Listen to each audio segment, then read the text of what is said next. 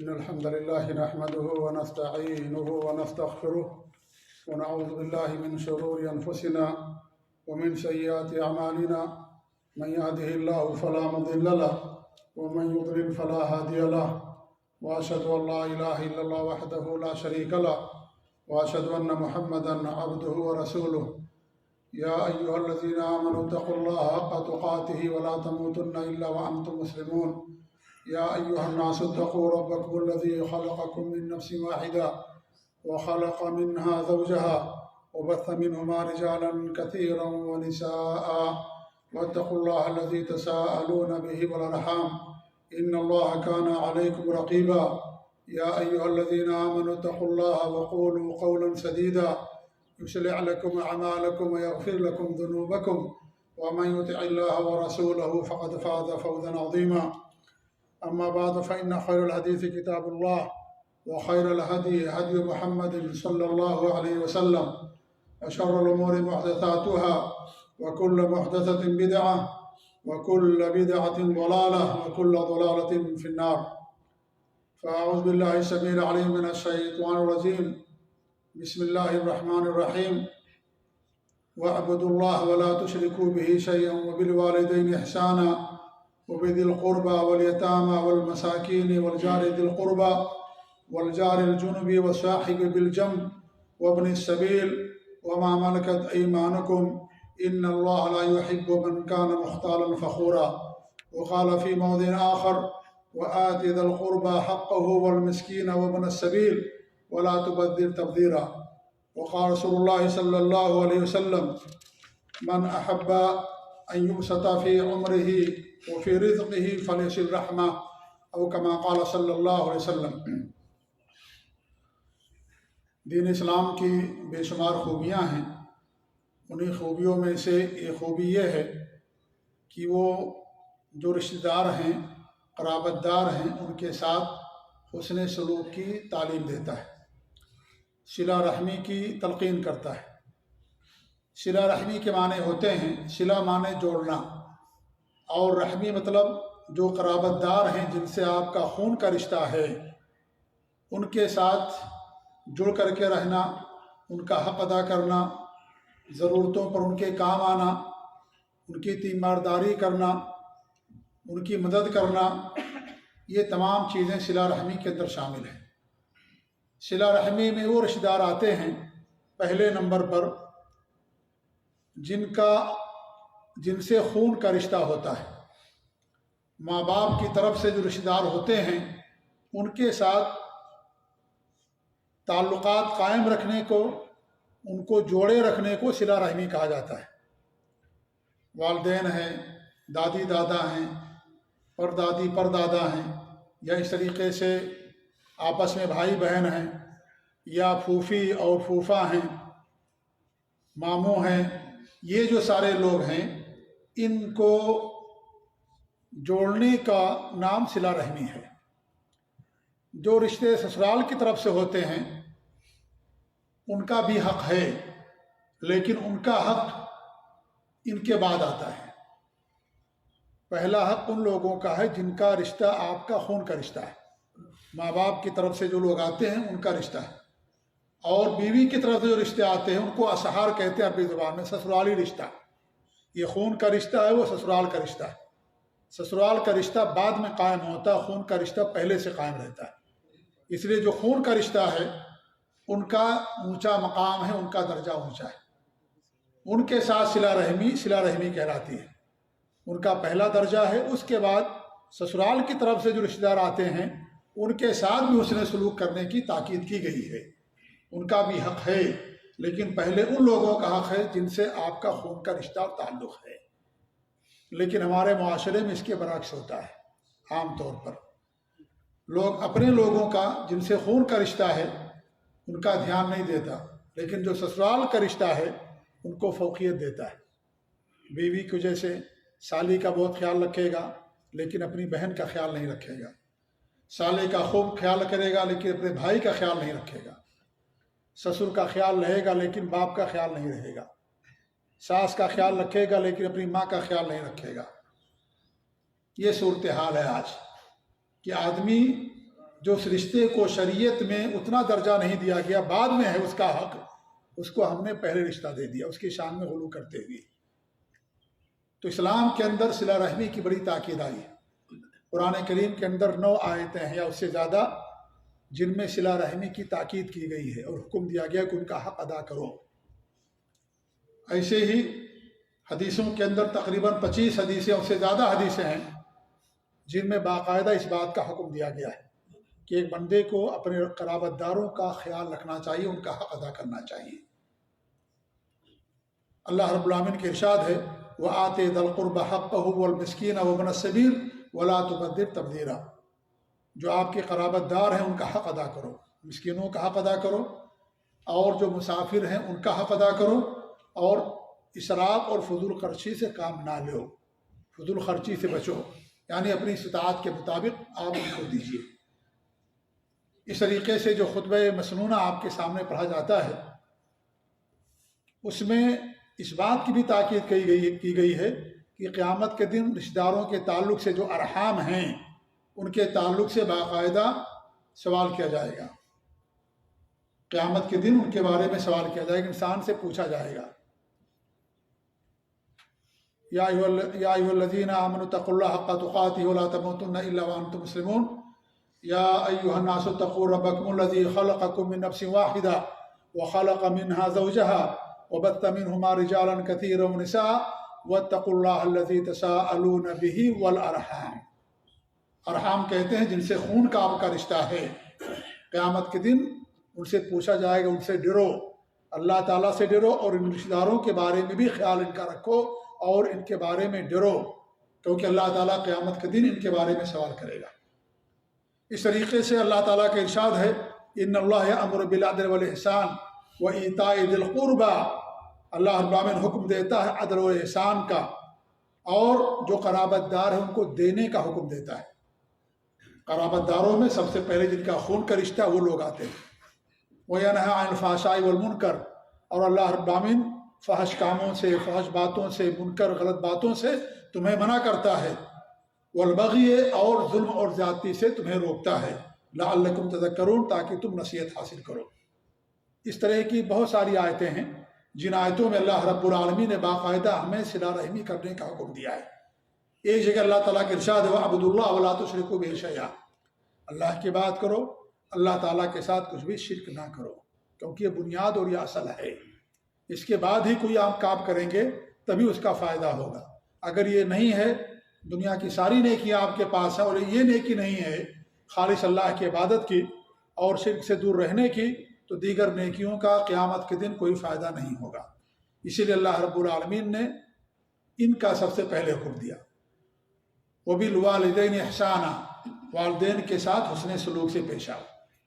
صلہ رحمی میں سب سے اونچا مقام ماں باپ کا ہے، کیونکہ انہی سے جو رشتے بنتے ہیں، انہی رشتوں کو پورا رکھنے کا، خیال پورا کرنے کا نام صلہ رحمی ہے۔ تو سب سے پہلے ماں باپ کا خیال رکھنا۔ وَبِذِي الْقُرْبَى، اور جو آپ کے قرابت دار ہیں ان کے ساتھ احسان کرنا، ان کے ساتھ اچھا سلوک کرنا۔ وَالْيَتَامَى، اور یتیموں کے ساتھ، والمساکین، اور مسکینوں کے ساتھ۔ اور بھی آگے اللہ رب العالمین نے کچھ لوگوں کا ذکر کیا، ان کے ساتھ احسان اور حسن سلوک کی تعلیم دی ہے۔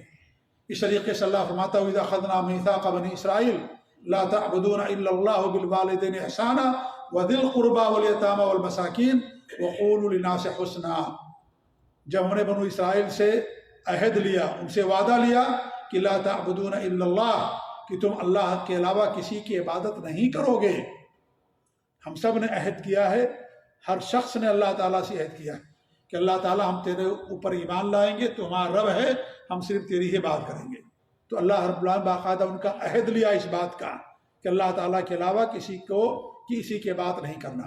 وَبِالْوَالِدَيْنِ إِحْسَانًا، اللہ نے اپنے حق کے بعد والدین کا حق بیان کیا ہے۔ والدین کے ساتھ حسن سلوک سے پیش آنا۔ وَذِي الْقُرْبَى، اور جو قرابت دار ہیں ان کا حق ادا کرنا۔ وَالْيَتَامَى وَالْمَسَاكِينِ، یتیموں کا اور مسکینوں کا حق ادا کرنا۔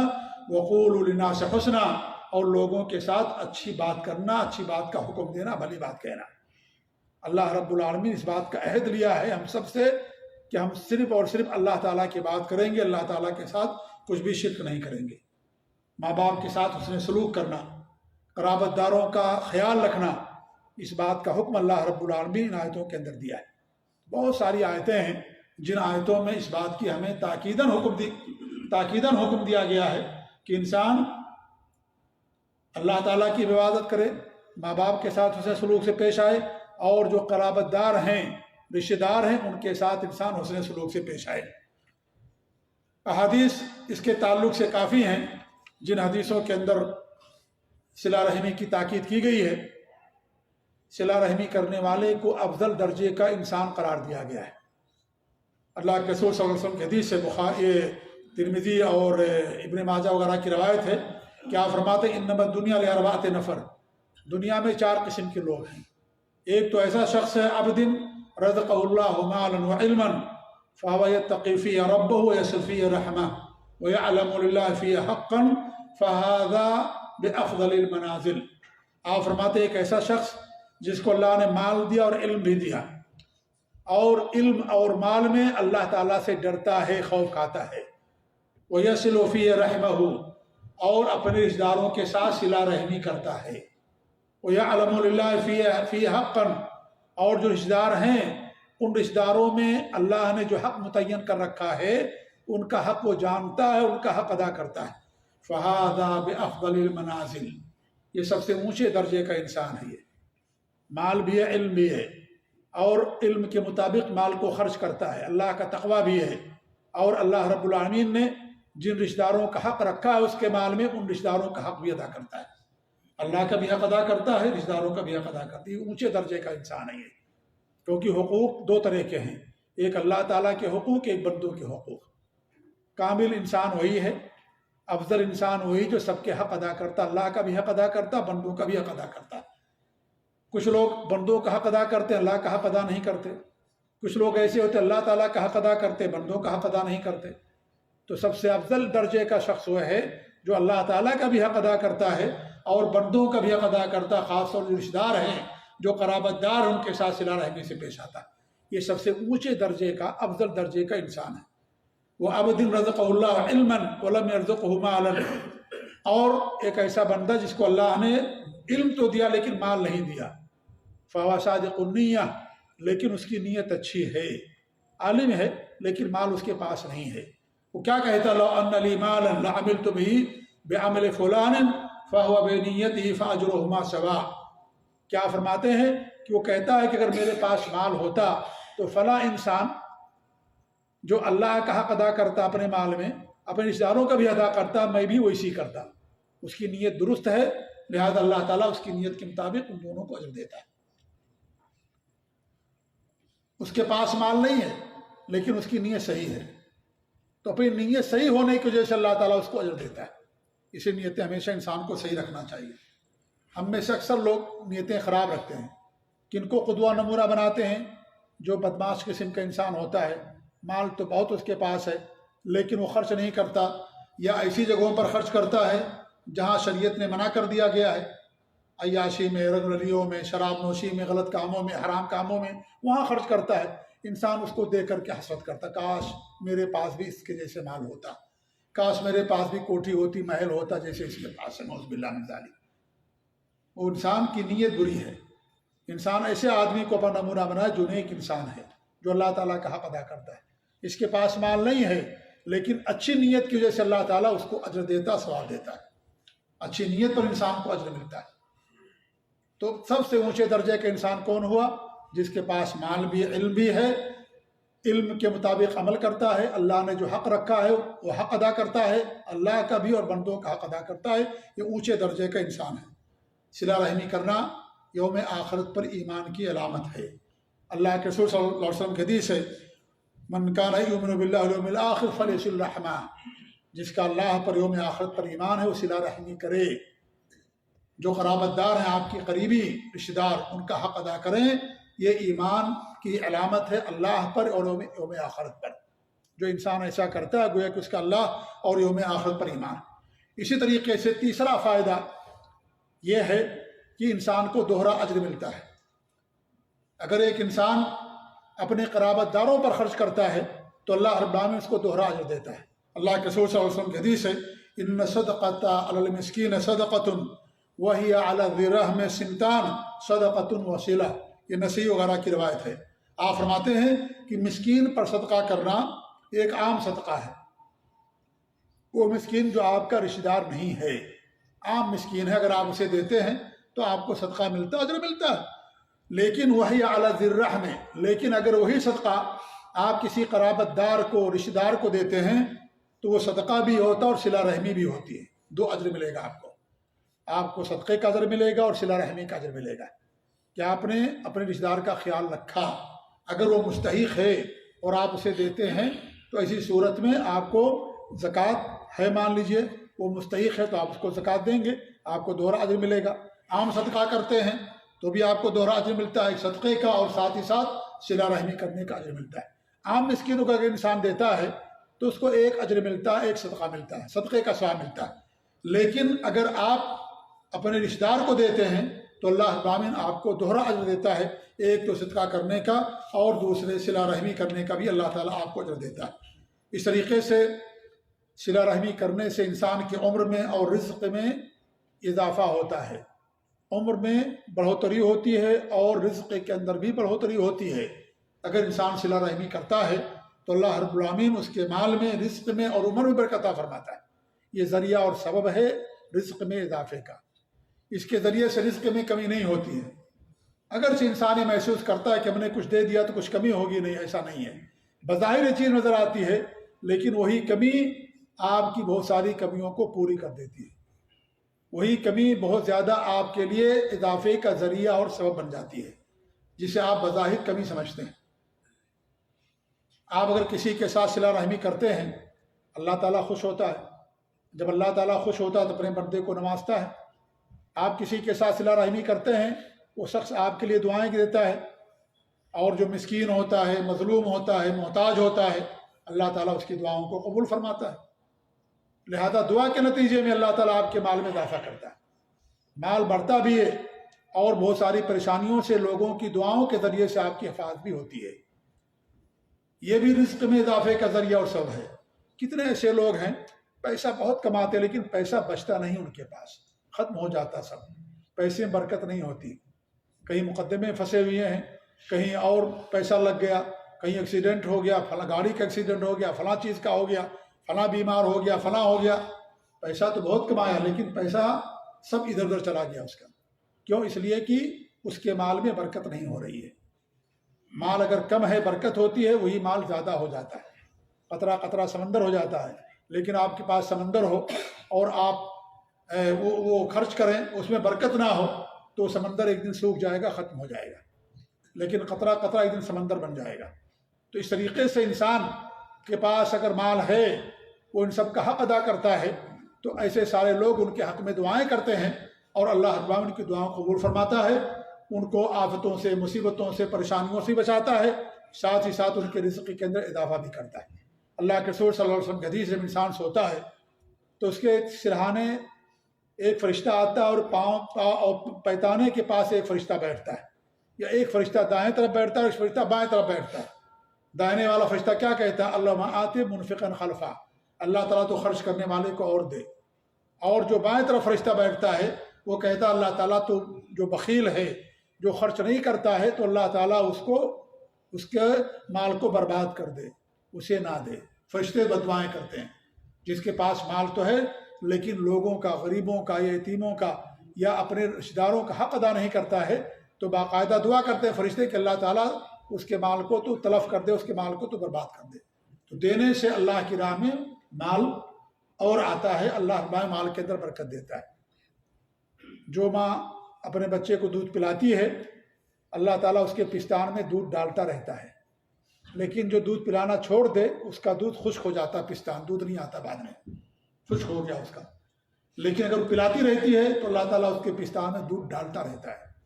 جتنا زیادہ خرچ کریں گے اتنا زیادہ اللہ تعالیٰ آپ کو دے گا۔ آزما کر کے دیکھیے، آپ لوگ تجربہ کر کے دیکھیے۔ لیکن چونکہ ہمارے ایمان میں کمی ہو گئی ہے، اس لیے ہم سمجھتے ہیں کہ بھئی ہمارا تو پیسہ جا رہا، ہمارا مال کیسے بڑھے گا؟ نہیں، حقیقت میں بڑھتا ہے، حقیقت میں بڑھتا ہے، اور پھر معنوی طور پر بھی آپ کے مال کے اندر اضافہ ہوتا ہے۔ تو اللہ کے رسول صلی اللہ علیہ وسلم فرماتے ہیں من سرہ ان یبسط لہ فی رزقہ، جو اس بات سے خوش ہونا چاہتا ہے یا خوشی محسوس کرتا ہے کہ اس کے رزق میں کشادگی کر دی جائے، وہ انسا لہ فی عمرہ، اور اس کی عمر کے اندر بھی برکت دے دی جائے، فلیصل رحمہ، اس کو چاہیے کہ صلہ رحمی کرے۔ بخاری مسلم کی حدیث ہے۔ اللہ کے رسول صادق مصدوق ہیں، آپ سچے ہیں، آپ کی زبان سے نکلی ہوئی اور بات سچی ہے۔ ہمارے ایمان کے اندر کمی آ سکتی ہے، جھوٹ آ سکتا ہے، کھوٹ آ سکتا ہے، لیکن نبی کی بات میں کوئی جھول نہیں ہے، نبی کی بات سچی ہے، نبی کی بات وہی ہوتی ہے اللہ رب العالمین کی طرف سے۔ آپ فرماتے ہیں صلہ رحمی کرے اگر وہ چاہتا ہے کہ اس کے عمر میں اضافہ ہو، اس کے رزق میں اضافہ ہو اور اس کی عمر کے اندر برکت ہو۔ اگر آپ صلہ رحمی کریں گے، مرنے کے بعد بھی آپ زندہ رہیں گے، لوگ آپ کو یاد رکھیں گے، فلاں آدمی بہت اچھا انسان تھا، بہت صلہ رحمی کرتا، سب کا خیال رکھتا تھا۔ وہ انسان مر گیا لیکن اس کا ذکر ہوتا رہے گا۔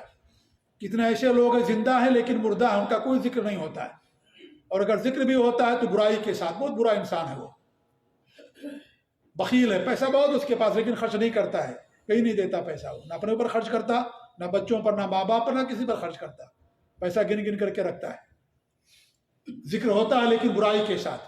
تو کتنے ایسے لوگ زندہ ہیں لیکن پھر بھی مردوں میں ان کا شمار ہے، کتنے ایسے لوگ ہیں جو مردے ہیں لیکن ان کا زندوں میں شمار ہے۔ کیوں زندوں میں شمار ہے؟ اس لیے کہ وہ ایسا عمل کر کے گئے جس کی وجہ سے لوگ ان کی تعریف کرتے ہیں، لوگوں کی زندگیوں کے اندر برکت آتی ہے، سکون آتا، خوشی ہوتی ہے، اس لیے ان کا ذکر ہوتا رہتا ہے۔ تو خرچ کرنے سے انسان کی عمر بھی بڑھتی ہے، اس انسان کا کہ عمر میں اضافہ بھی ہوتا ہے، اس کا ذکر خیر ہمیشہ کیا جاتا ہے۔ آپ دیکھیے کتنے لوگ ہیں جو گزر گئے، آج بھی ان کا ذکر خیر ہوتا ہے، علماء تھے یا مالدار لوگ، کہیں کسی نے مسجد بنا دی یا اپنے لوگوں کا خیال اس نے رکھا، ان کا ذکر ان کے خاندان میں، اس علاقے میں ہمیشہ کیا جاتا رہتا ہے، اگرچہ اس آدمی کی وفات ہوگی لیکن اس کا ذکر ہوتا رہتا ہے۔ تو اس کے ذریعے سے انسان کی عمر میں اضافہ بھی ہوتا ہے، معنوی طور پر بھی اور ظاہری طور پر بھی اللہ رب العالمین اس کی عمر کے اندر اضافہ کرتا ہے۔ تو یہ عمر میں اور مال میں اضافے اور بڑھوتری کا ذریعہ اور سبب ہے۔ صلہ رحمی سے انسان برے خاتمے سے محفوظ بھی رہتا ہے۔ اگر انسان صلہ رحمی کرتا ہے تو اس کو بری موت نہیں آتی ہے، برا خاتمہ نہیں ہوتا۔ علی رضی اللہ عنہ کی حدیث ہے کہ اللہ کے رسول صلی اللہ علیہ وسلم نے فرمایا من سرہ ان یمد لہ فی عمرہ ویؤسع لہ فی رزقہ ویدفع عنہ میتۃ السوء فلیتق اللہ ولیصل رحمہ۔ کیا فرماتے ہیں جو اس بات سے خوشی محسوس کرتا ہو کہ اللہ تعالیٰ اس کی عمر میں برکت دے دے، دراز کر دے اس کی عمر کو، ویوسع لہ فی رزقہ، اور اس کے رزق کے اندر وسعت کر دی جائے، کشادگی کر دی جائے، ویدفع عنہ میتۃ السوء، اور اس کے ذریعے سے یا اس سے بری موت کو دور کر دیا جائے، برا خاتمہ دور کر دیا جائے۔ یعنی جب اس کی وفات ہو تو حسن خاتمہ ہو، حسن خاتمہ اچھے اعمال پر اس کی وفات ہو، اور بری موت سے اس کو بچا دیا جائے۔ اگر کوئی چاہتا ہے فلیتق اللہ، وہ اللہ تعالیٰ سے ڈرے، ولیصل رحمہ، اور وہ صلہ رحمی کرے، اللہ تعالیٰ سے ڈرے اور صلہ رحمی کرے۔ صلہ رحمی کرنے سے انسان بری موت سے بچتا ہے، اللہ تعالیٰ اس کی حفاظت کرتا ہے، بندے اس کے لیے دعا کرتے ہیں، اللہ تعالیٰ اس سے خوش ہوتا ہے، اللہ راضی ہوتا ہے۔ جب اللہ راضی ہوتا ہے تو انسان کو بری موت نہیں آتی ہے، کلمے کے ساتھ آتی ہے، نیک اعمال پر انسان کی وفات اور موت ہوتی ہے۔ تو صلہ رحمی کرنے سے انسان کی عمر میں جہاں اضافہ ہوتا ہے، مال میں اضافہ ہوتا ہے، وہ انسان بری موت سے بھی بچتا ہے۔ اس طریقے سے جنت میں داخلے کا ذریعہ اور سبب ہے صلہ رحمی کرنا۔ انسان اگر صلہ رحمی کرتا ہے تو یہ بھی ایک ذریعہ اور سبب ہے جنت میں داخلے کا۔ ابو ایوب انصاری فرماتے ہیں رضی اللہ تعالیٰ عنہ کہ ایک آدمی اللہ کے رسول کے پاس آیا اور کہنے لگا کہ اخبرنی بعمل یدخلنی الجنہ، ہمیں ایسا عمل بتائی جو ہمیں جنت میں داخل کر دے۔ تو آپ نے فرمایا تعبد اللہ ولا تشرک بہ شیئا، خالص اللہ کی بات کرنا، اللہ تعالیٰ کے ساتھ کچھ بھی شرک نہ کرنا، وتقیم الصلاۃ، اور نماز قائم کرنا، وتؤتی الزکاۃ، اور زکوٰۃ دینا، وتصل الرحم، اور صلہ رحمی کرو، صلہ رحمی کرنا۔ یہ کس کی حدیث ہے؟ بخاری اور مسلم کی حدیث ہے۔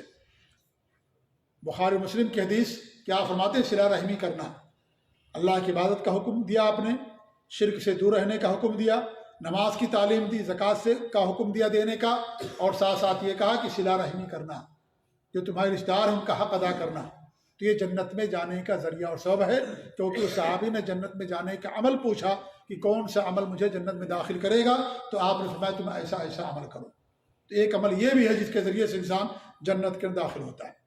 عبداللہ بن سلام رضی اللہ تعالیٰ عنہ یہ پہلے اہل کتاب میں سے تھے، یہ مسلمان ہو گئے بعد میں، وہ کہتے ہیں کہ اللہ کے رسول صلی اللہ علیہ وسلم آئے مکہ سے مدینہ، تو میں نے جب آپ کا چہرے مبارک دیکھا تو میں نے محسوس کیا کہ ان کا چہرہ کسی جھوٹے آدمی کا چہرہ نہیں ہے، سچے انسان کا چہرہ۔ انسان چہرے سے بھی پہچانا جاتا ہے، انسان چہرے سے بھی پہچانا جاتا ہے کہ انسان کیسا ہے یہ۔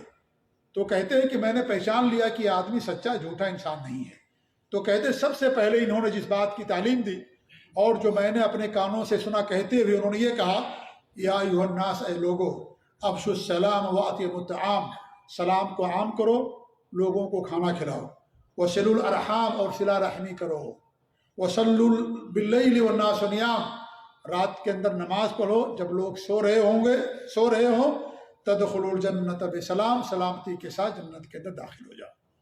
ہر طرح کی سلامتی، دنیا میں بھی آفتوں سے سلامتی، پریشانیوں سے سلامتی، قبر کے اندر عذاب سے، قبر کے فتنوں سے سلامتی اور حفاظت، اور قیامت کے دن جہنم سے سلامتی اور حفاظت، سلامتی کے ساتھ جنت کے اندر داخل ہو جائے۔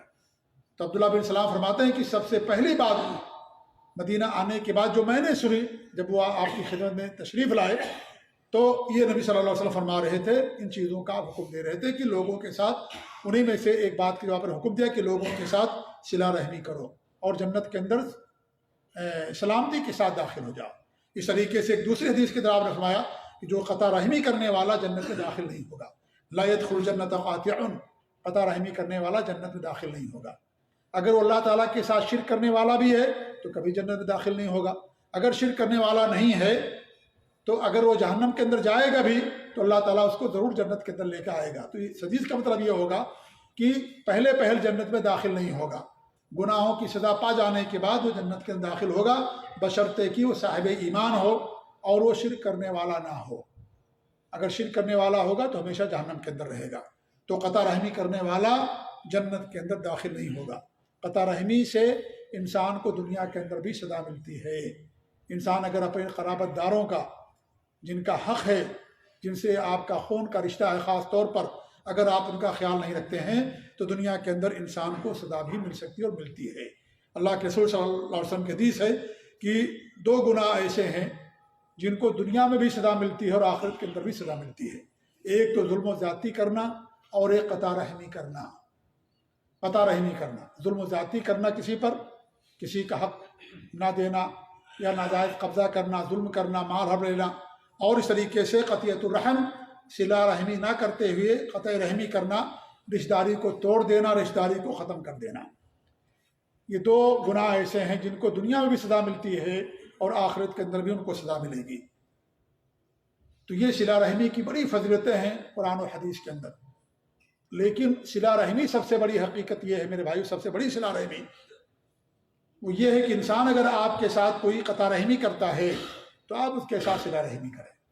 یہ سب سے اونچے درجے کی صلہ رحمی ہوتی ہے کہ اگر کوئی آپ کے ساتھ قطع رحمی کرتا ہے، آپ کا حق ادا نہیں کرتا لیکن اس کے باوجود آپ اس کا حق ادا کرتے ہیں، تو یہ سب سے اونچے درجے کی صلہ رحمی ہے، سب سے اونچے درجے کی۔ ابو ہریرہ رضی اللہ عنہ فرماتے ہیں کہ میں اللہ کے رسول کے پاس گیا اور کہنے لگا کہ ایسے ہمارے رشتہ دار ہیں جو میرا حق ادا نہیں کرتے تو آپ، اور میں ان کا حق ادا کرتا ہوں، تو آپ نے کہا اگر ایسا ہی ہے تو تم کیا کرتے ہو؟ ان کے منہ کے اندر راکھ ڈالتے ہو۔ یعنی جیسے انسان اپنے منہ میں راکھ ڈالتا ہے تو اس کو تکلیف ہوتی ہے، تو اس طریقے سے ان لوگوں کو بھی اس کے ذریعے سے جو ہے تکلیف ہوتی ہے۔ اور پھر آپ فرمایا کہ جب تک تمہارا طرز عمل یہ تمہارے ساتھ رہے گا، اللہ تعالیٰ کی طرف سے ایک مددگار تمہارے پاس رہے گا، یعنی اللہ کی طرف سے ایک فرشتہ تمہاری حفاظت کرے گا۔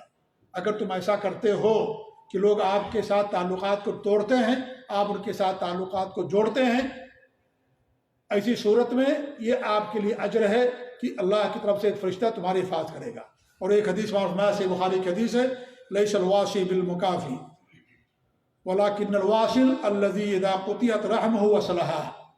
آپ فرماتے ہیں کہ جو رشتوں کو جوڑنے والا ہے وہ رشتوں کو برابر کرنے والے جیسا نہیں ہے، ٹھیک ہے؟ اصل واصل ہوا ہے رشتوں کو جوڑنے والا، جس کے ساتھ قطع رحمی کی جائے وہ رشتے کو جوڑ کر کے رکھے۔ ایک آدمی آپ کے ساتھ صلہ رحمی کرتا، آپ بھی اس کے ساتھ کرتے ہیں، تو گویا کہ ایک برابر سرابر کا معاملہ ہو گیا۔ اس نے آپ کے ساتھ اچھا کیا، آپ اس کے ساتھ اچھا کر رہے ہیں، یہ گویا کہ برابر ہو گیا۔ لیکن ایک آدمی جو آپ سے دور بھاگ رہا ہے، آپ کا اپنے خاندان کا رشتہ دار ہے، آپ کا حق ادا نہیں کرتا ہے، یہ بہت مشکل کام ہے، بہت ہی مشکل کام ہے۔ کہہ دینا سب کے لیے، ہمارے لیے بھی آسان ہے، سب کے لیے آسان، لیکن یہ کام بہت مشکل ہے۔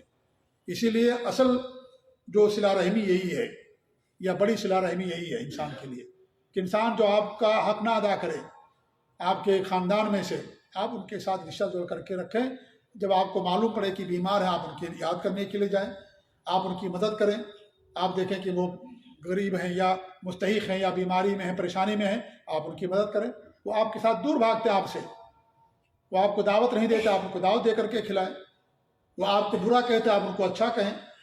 یہ کرنا تو بہت مشکل ہے، لیکن میرے بھائیوں، آپ فرماتے کہ اصل صلہ رحمی یہی ہے کہ جو انسان دور بھاگے آپ کے خاندان میں سے، آپ ان کے ساتھ اچھا سلوک کریں اور اچھا سلوک صلہ رحمی کریں۔ یہ اصل صلہ رحمی کرنا یہی ہے۔ ایسے انسان کے لیے اللہ رب العالمین کے یہاں بہت اجر ہے، بہت زیادہ اجر ہے۔ یہ ہماری اور آپ کی طبیعتوں کے خلاف نظر آتا ہے۔ انسان اپنی طبیعت کے پیچھے بھاگتا ہے، لیکن انسان کو قرآن و حدیث کے پیچھے جانا چاہیے۔ اپنی طبیعت کو، انسان کو، اپنے نفس کو مارتے ہوئے انسان کو ان چیزوں پر عمل کرنا چاہیے۔ اگرچہ عمل کرنا بہت مشکل ہے، خاص طور سے آج کے دور میں۔ آج ہمارا معاملہ تو یہ ہے کہ اگر ہم نے کسی کو ہم نے شادی میں ہمیں نے کسی نے نہیں بلایا تو ہم اس کے ساتھ ہمیشہ کے لیے قطع تعلق کر لیتے ہیں۔ یا رشتہ طے ہوا تھا، رشتہ ٹوٹ گیا، مان لیجیے، کہتے ہیں ہم آپ کے جنازے میں نہیں آئیں گے، ہم آپ کے ساتھ زندگی میں بات نہیں کریں گے۔ نعوذ باللہ من ذالک۔ اس قدر انسان جو ہے گھنونی حرکت کرتا ہے۔ جی ہاں، یہ میرے بھائی قطع نہیں ہونا چاہیے۔ یہ انسان کا سینہ ہمیشہ بڑا ہونا چاہیے۔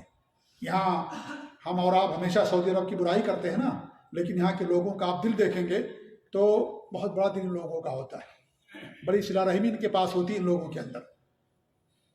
دو بھائی آپس میں شادی ہوتی ہے، ایک بھائی اپنی بیٹی کی شادی اپنے بھائی کے بیٹے سے کرتا ہے، بھائی کا بیٹا طلاق دے دیتا ہے، اور دونوں کے رشتے میں کسی بھی طرح کوئی تلخی نہیں آتی ہے، کوئی تلخی نہیں آتی۔ وہی بیٹا جس کے ساتھ اپنا رشتہ کیا تھا، دوسری شادی جب کرتا ہے تو اس کی دوسری شادی کے لیے وہی اس کا چچا جس نے اس کی بیٹی کو طلاق دے دیا، وہی چچا اس کی دوسری شادی کے لیے اس کی مدد کرتا ہے، رشتہ ڈھونڈتا ہے، اور جب شادی ہوتی ہے تو اس کی شادی میں شریک ہوتا ہے، لوگوں کو دعوت نامے بھیجتا ہے کہ میرے بھتیجے کی شادی ہو رہی ہے، آپ لوگ آئیے گا۔ جبکہ اسی بھتیجے نے اس کی بیٹی کا رشتہ توڑ دیا، اسے کیا کیا؟ اسے طلاق دے دیا۔ کیا ہمارے ہاں ایسا ہو سکتا ہے؟ ہمارے ہاں انسان سوچ بھی نہیں سکتا ہے۔ اگر شادی بھی نہیں ہوئی، رشتہ صرف طے ہوا تھا، ٹوٹ گیا رشتہ، زندگی بھر کے لیے انسان کا دشمن بن جاتا ہے۔ نہ اس کے جنازے میں جائے گا، نہ کسی شادی میں جائے گا، نہ مرنے میں کرنے میں جائے گا، نہ وفات میں جائے گا، کسی چیز میں نہیں جائے گا۔ اس طریقے سے انسان اپنے آپ کو دوری بنا لیتا ہے۔ یہ چیز بالکل غلط ہے میرے بھائیوں۔ ہمارا معاملہ یہ ہونا چاہیے کہ انسان اگر جو آپ سے دور بھاگے ان سے آپ اور قریب ہوں، یہی اصل صلہ رحمی ہے۔ اور اس سے ایک بڑی صلہ رحمی ہے، جو سب سے بڑی صلہ رحمی ہے وہ یہ ہے کہ آپ کے رشتہ دار، جو بات میں ہمیشہ کہتا ہوں، لوگ مجھ سے کہتے بھی کہ آپ ہمیشہ توحیدی کی بات کرتے، کسی اور موضوع پر بات نہیں کرتے، اس لیے کہ توحید ہی اصل و بنیاد ہے، تو اس کی بات کیوں نہ ہم کریں۔ آپ نے یہ آیتیں سنی، ان آیتوں میں اللہ رب العالمین نے سب سے پہلے توحید کا حکم دیا، اپنی عبادت کرنے کا، اور شرک سے دوری کا حکم دیا۔ یہ بنیاد اور اساس ہے، اس کا ذکر کیوں نہ کیا جائے ہمیشہ، چاہے کسی کو اچھا لگے نہ لگے۔ ہم کسی کو اچھا لگنے کے لیے خطبہ نہیں دیتے، ہم اللہ کی رضا کے لیے دیتے ہیں، ایک امانت سمجھ کر کے خطبہ دیتے ہیں، ذمہ داری سمجھ کر کے۔ آج ہمارے معاشرے میں سب سے زیادہ ہمیں اسی بات کی ضرورت ہے۔ سب سے بڑی صلہ رحمی یہ ہے کہ اگر آپ کا رشتہ دار کوئی شرک کر رہا ہے، بدعت اور خرافات کر رہا ہے، آپ اس کو توحید اور سنت کی تعلیم دیں۔ یہ مال سے زیادہ بڑا صلہ رحمی ہے۔ مال کی صلہ رحمی دنیا کے اندر ختم ہو جائے گی، لیکن یہ صلہ رحمی اس کو بھی جنت کے اندر لے جائے گی، آپ کو بھی جنت کے اندر لے کر کے جائے گی۔ یہ سب سے بڑی صلہ رحمی ہے کہ آپ اس کے ساتھ یہ دین کا صلہ رحمی کریں، اسے توحید سکھائیں، سنت سکھائیں، اسے شرک سے روکیں، بدعت اور خرافات سے روکیں، بے نمازی اس کو نماز بنائیں، اور اس طریقے سے بے دیندار اس کو دیندار بنائیں، دین سے دور اس کو دین کے قریب لے کر کے آئیں، دین کے ساتھ صلہ رحمی اس کے ساتھ کریں۔ یہ سب سے بڑی صلہ رحمی ہے۔ اگر آپ نے دنیا کا مال لٹا دیا لیکن خود آپ شرک کرنے والے ہیں، جس کو آپ نے دیا خود شرک کرنے والا، درگاہوں، مزاروں پر، قبروں پر جانے والا، شرک کرنے والا ہے، میرے بھائیوں، اس کا آخرت میں آپ کو کوئی فائدہ نہیں ہوگا۔ دنیا کے اندر فائدہ ہو جائے گا، آخرت کے اندر فائدہ نہیں ہوگا، کیونکہ خود آپ شرک کرنے والے۔ آپ اس کے ذریعے سے اس کو سب سے بڑی صلہ رحمی کیجیے، اسے توحید اور سنت کی تعلیم دیجیے، یہ اس کا سب سے بڑا حق ہمارے اوپر ہوتا ہے۔ اللہ تعالیٰ دعا ہے کہ اللہ رب العالمین ہمیں ان تمام باتوں پر عمل کرنے کی توفیق عنایت فرمائے، صلہ رحمی کرنے کی توفیق دے اللہ تعالیٰ ہمیں، اللہ تعالیٰ ہمیں اپنے اداروں کا حق ادا کرنے کی توفیق دے، اللہ تعالیٰ ہمیں ہر شر سے اور ہر برائی سے اللہ تعالیٰ ہم سب کو محفوظ رکھے، ہمارے خاندانوں کے رشتہ داروں کی اللہ تعالیٰ حفاظت فرمائے، دین پر توحید پر اللہ تعالیٰ ہم سب کو قائم رکھے، آمین۔ بارک اللہ علی ولکم فی القرآن العظیم ونفعنی وإياکم بالآیات والذکر الحکیم، انہ تعالی جواد کریم الکم الرؤوف الرحیم۔